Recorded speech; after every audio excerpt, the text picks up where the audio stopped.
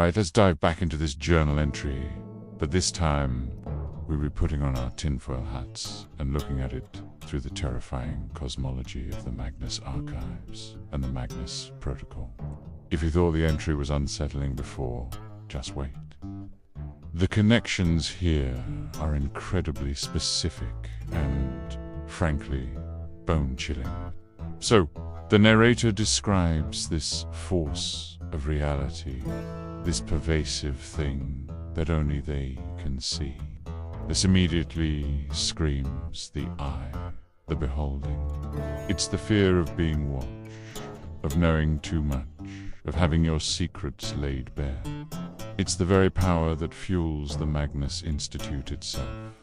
And this makes our narrator a prime candidate for being an archivist, or at the very least, an avatar of the eye in the making.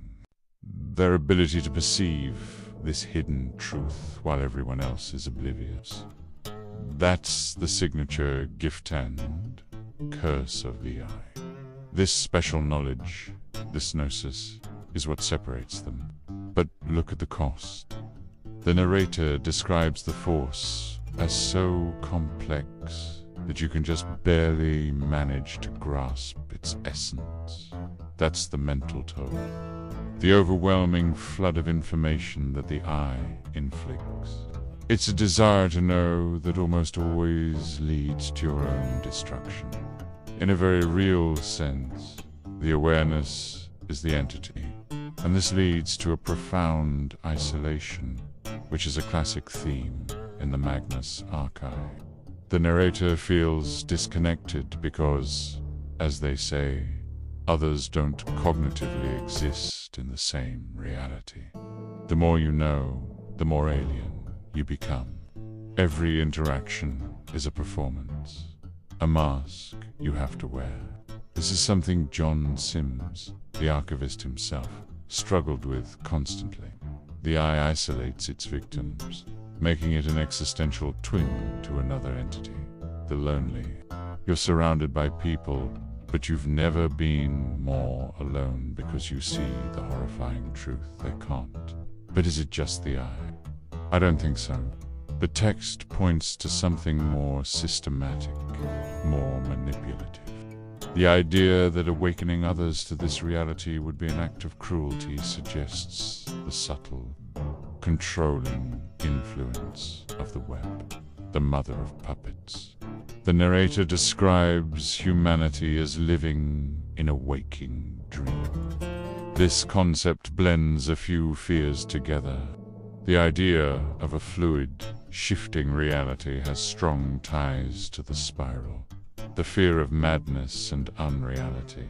But the fact that this dream state seems deliberately constructed, like a system designed for a purpose, points straight back to the web. It implies that our reality is a carefully woven lie, a grand illusion designed for one thing, optimal feeding for the entities and the cruelty. That's the web's signature move. The narrator's ethical dilemma that showing someone the truth is cruel because they're powerless to change it is pure web philosophy. Control is everything. The web wouldn't offer you liberating knowledge. It would give you knowledge that's a trap. It ensures the most agonizing, fear-producing outcome possible. You see the bars of your cage, but you're given no key. So, how does our narrator cope with this horrifying existence? This is where it gets really dark.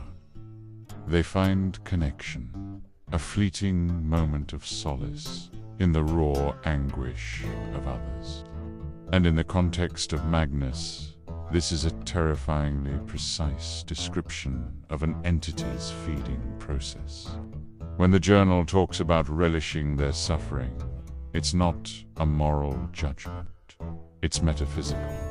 The narrator is acting as an eye or a web avatar. They're refinding a twisted sort of beauty in the purity of the fear being extracted by the force. They've become an aesthete of agony, Their own humanity is being consumed and replaced by this function, this need for gnosis and connection, turning them into a tool of the very force they perceive. thr33 says, the essence of these effects is the bridge. What does that mean? It means the shared fear, the shared exposure. In that moment of pure, unadulterated anguish, a person is briefly touched by the entity. For a split second, they see the true nature of reality, the same reality the narrator is trapped in. This creates a direct, unmediated link, a conduit between them. The connection isn't built on love or ideas. It's a transaction of trauma, a transfer of raw emotional energy that momentarily aligns their two separate cognitive worlds. But then, just as quickly, the person shrugs it off and continues in their blissful dream state. This is the system's defense mechanism. It's the web's maintenance crew, patching the illusion back together. It's the body's own self-preservation, protecting the ignorant by their very lack of comprehension. The veil reasserts itself, and the connection is lost. This condemns our narrator to a state of perpetual starvation. They can only grab these brief, unsatisfying glimpses of connection, these fleeting feasts, before they're left alone again in their terrible awareness. Now, let's bring this into the world of the Magnus Protocol. TMP has introduced a new flavor of fear, one focused on transformation, abstraction, and systemic corruption. In this new era, the force the narrator perceives might not be a single, classic entity like the eye or the web. It could be the generalized corruption of this new reality, an existential rot that permeates everything. Think of the OIA as the new, flawed institute, another broken system. The narrator's unique consciousness isn't just a mental state, it's a transformation. They've become something other.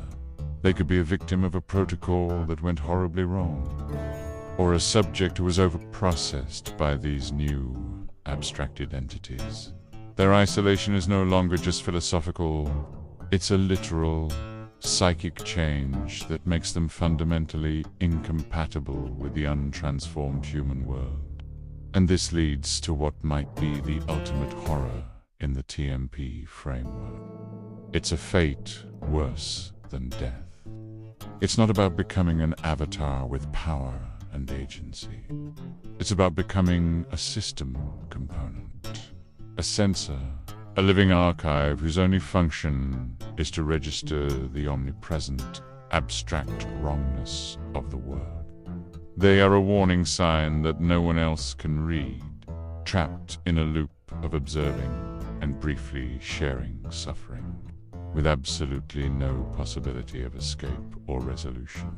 They are a ghost in the machine, and the machine is reality itself. We appreciate your sticking with us through that deep dive. It's a lot to think about, but the layers in this are just, well, fascinating. See you next time.